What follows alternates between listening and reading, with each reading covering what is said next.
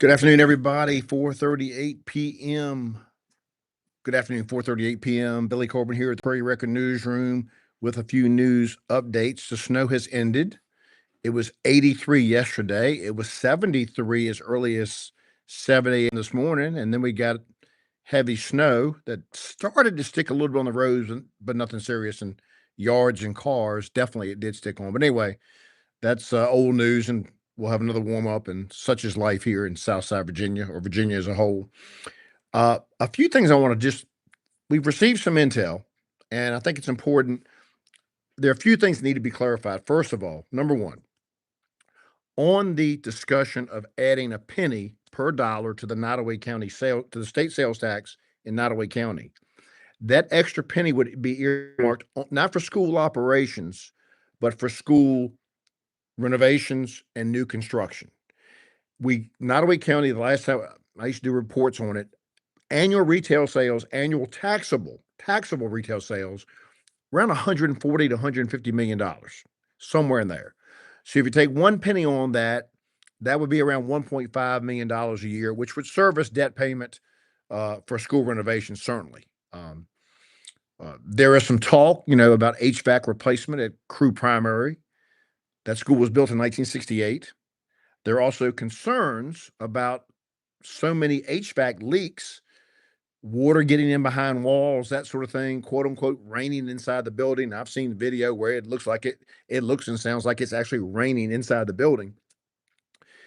You know, is it worth putting a $4.5 million HVAC system in a school building that may need to be rebuilt or renovated?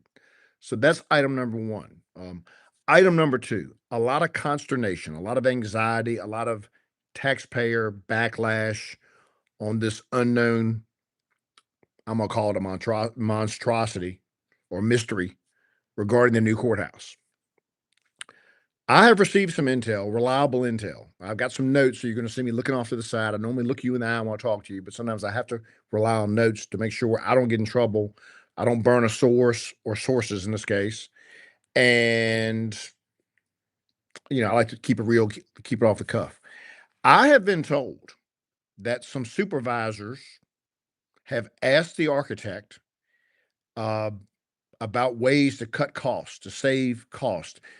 The reason you and I have not seen plans yet is because they have not been presented to the judge, and they may not even be finished. But the County of Nottoway has until March 31st to give Judge Joe Teefee, the chief judge of the 11th Circuit, the plans.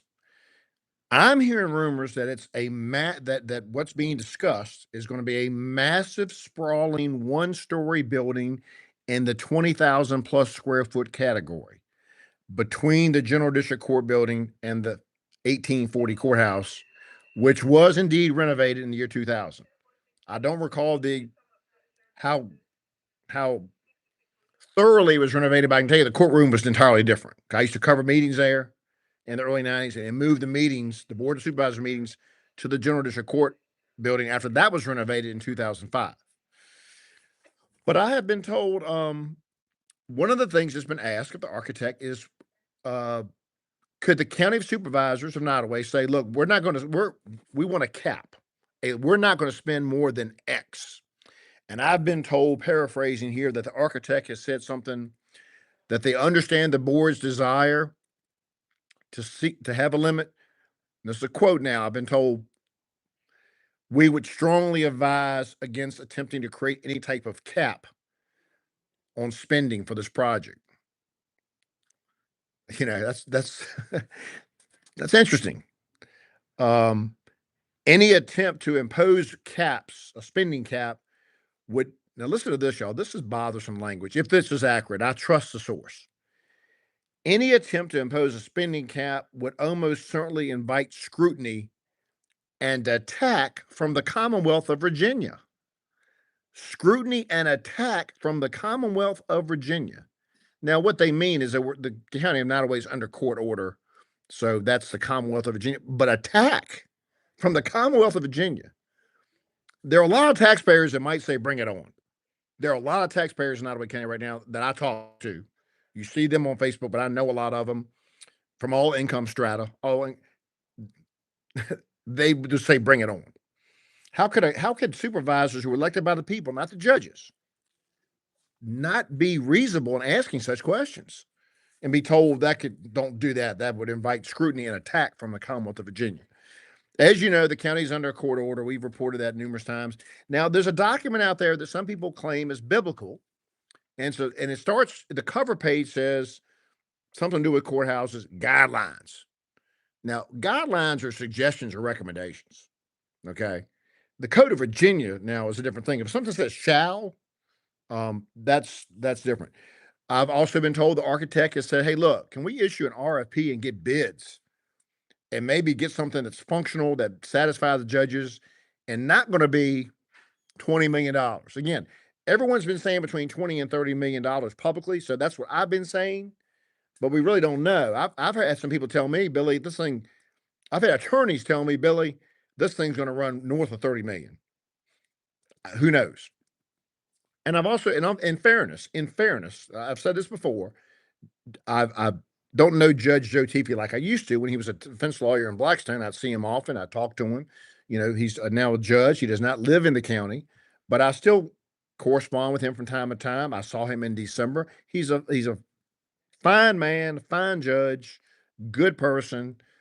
He's not someone that, in my opinion here, that is arrogant or condescending and saying something like "let them eat cake." Okay, he's not that type of person. He's reasonable.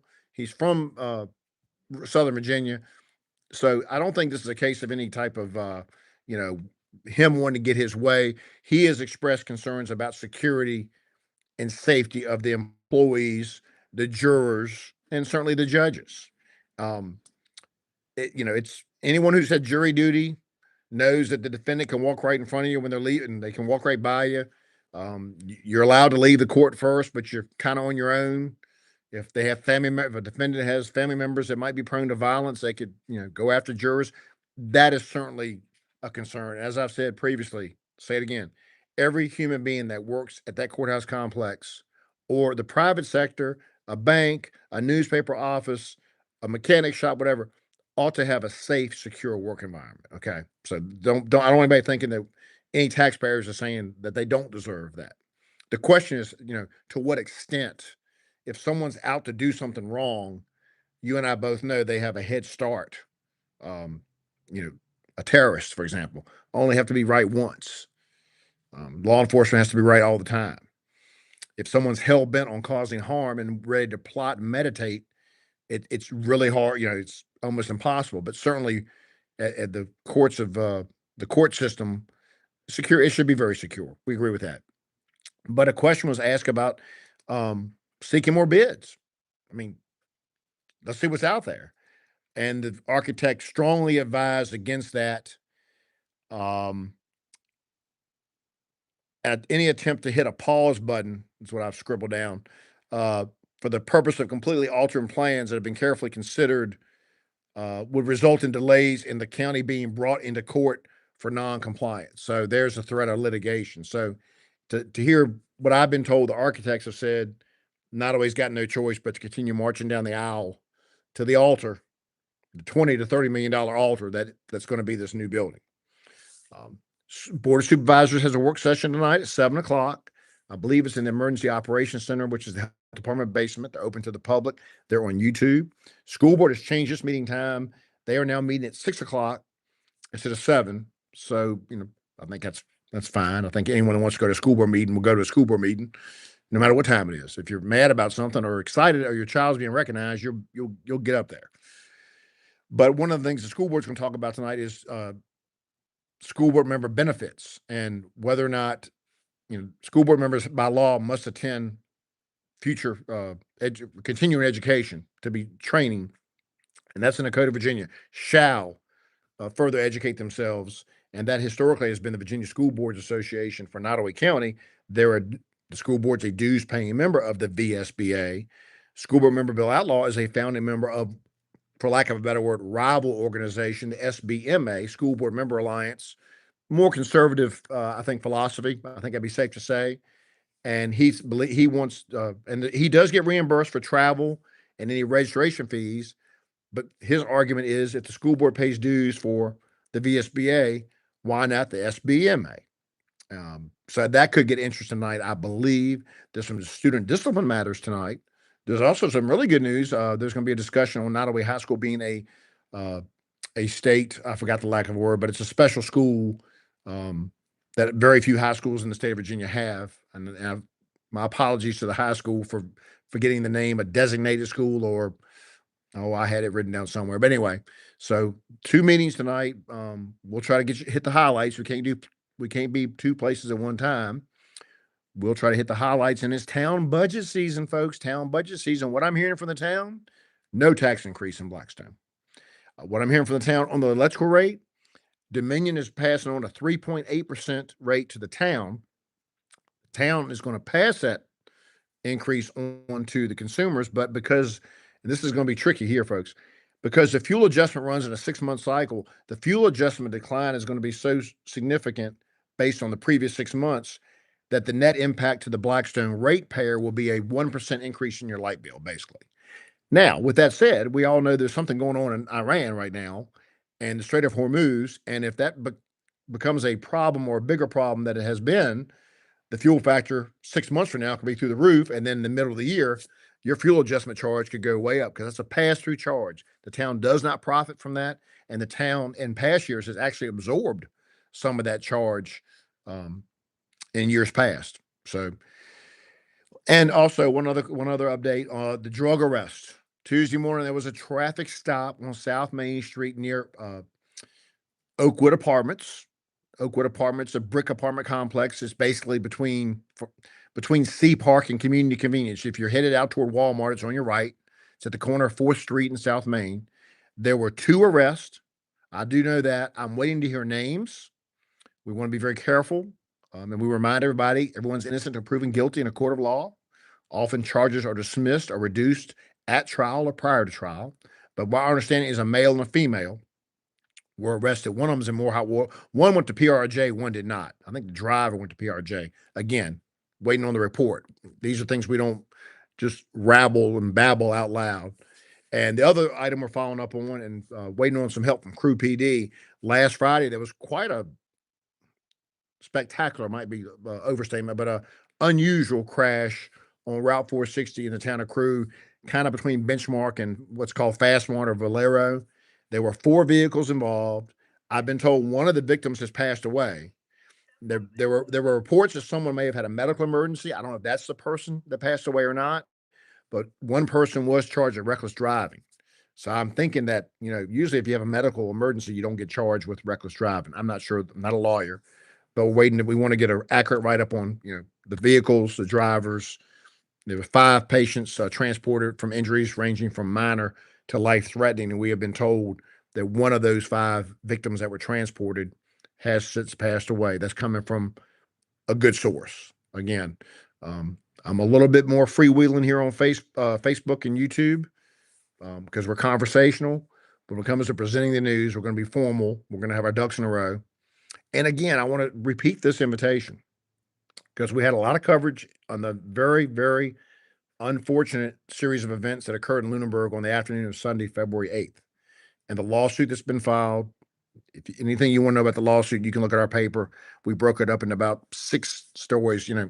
There's a lot of different ways to skin a cat. I mean, some people just write a long essay about a 44-page lawsuit. I think it's better for you, the reader, to have it broken down into little areas. That's my style anyway. That's what we try to do here at the Courier. But there's a lot of folks impacted. A lot of allegations being made. There were some names in the lawsuit that we did not publish because they have not been sued. Their families involved. And I would welcome, as I said in my column, if there's anything that you believe is not being represented fairly, if there's anyone that's a Cambridge Town official, Cambridge Town leader, Cambridge Police Chief, who's one of the co-defendants, we're at your disposal. It could be a letter to the editor. It could be a sit-down video interview with absolutely no editing. I make you that pledge. It will be not edited. And let the people hear your side of the story. Or it could be you want to issue a public statement.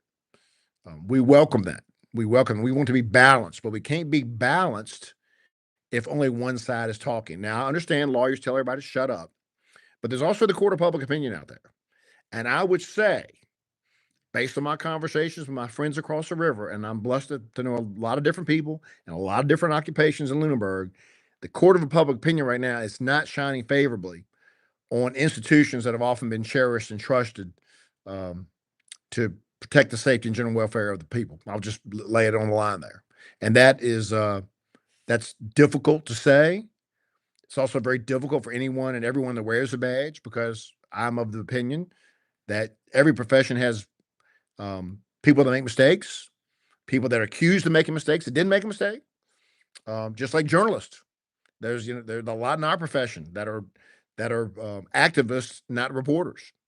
So my activism is trying to get facts and truth. That's my level of activism, and the Courier-Record relies on you, the reader and viewer, and many of you have been great help. You know who you are, especially over the past month, and we cannot thank you enough.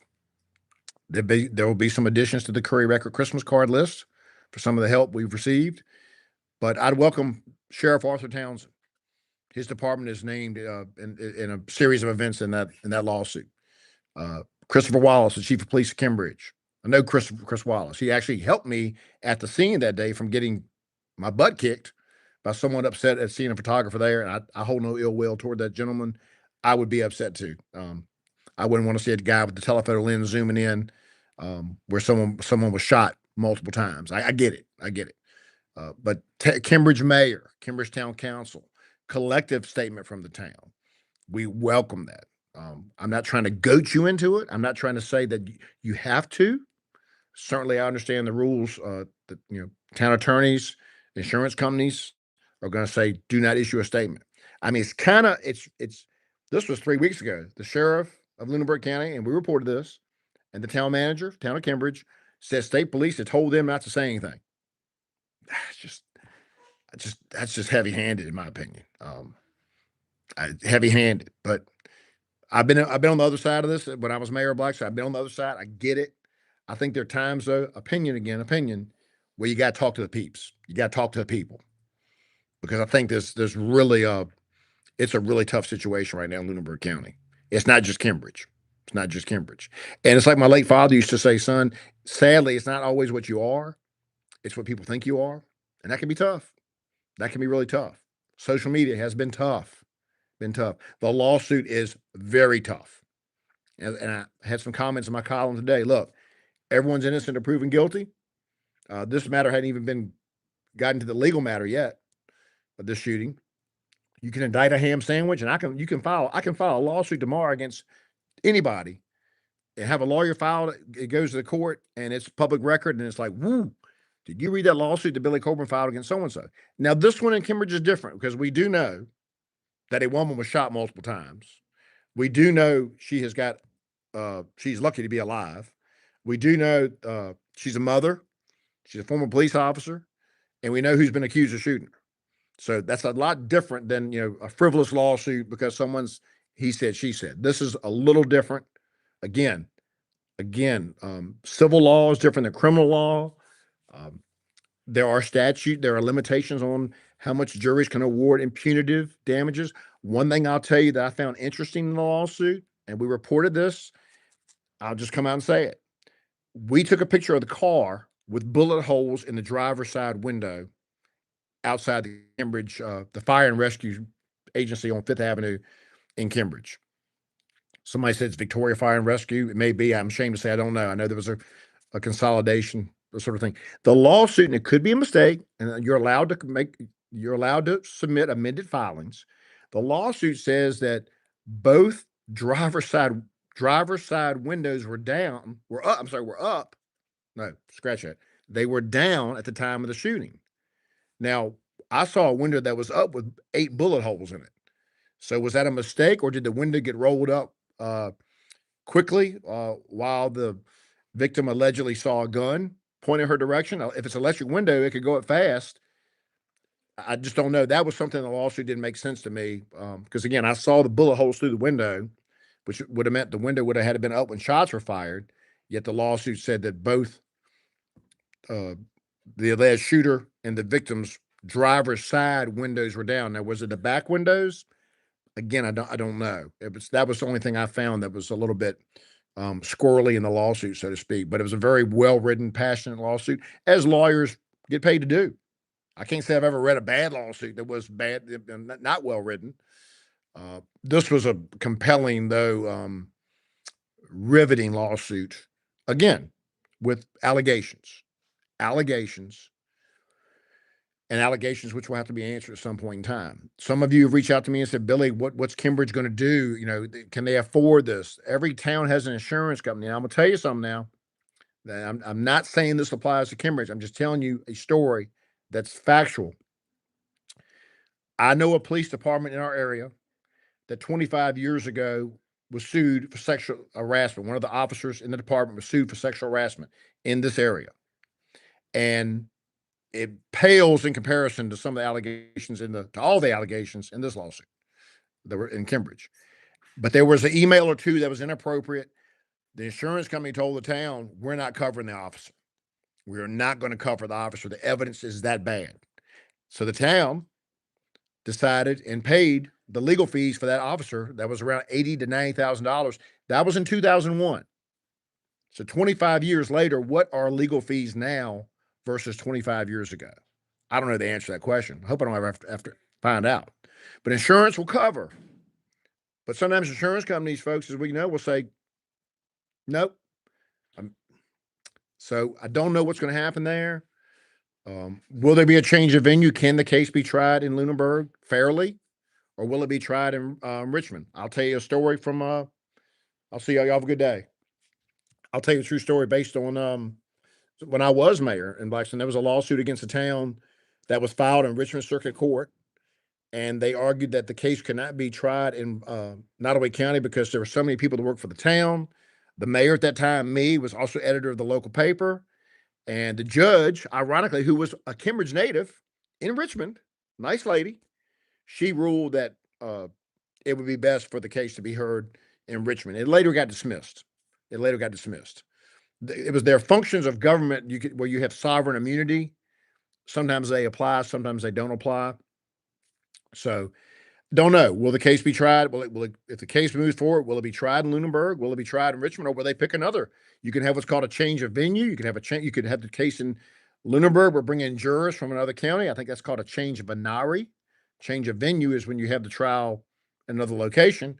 But sometimes you can have a trial in the locality where the dispute's being had, but bring in jurors from another locality. But that's also really logistically tough. Typically, it's easier to move the venue. But again, I appreciate you tuning in. It's 5:01 p.m. here, Facebook, YouTube Live. I told you I was going to do more YouTube. And let me see on my notes. I may have left out a few things. But I do appreciate the intel I received over the last few days. And we'll see what happens tonight. Thank you all for tuning in. Be safe, be grateful, be happy, and be the best you can be.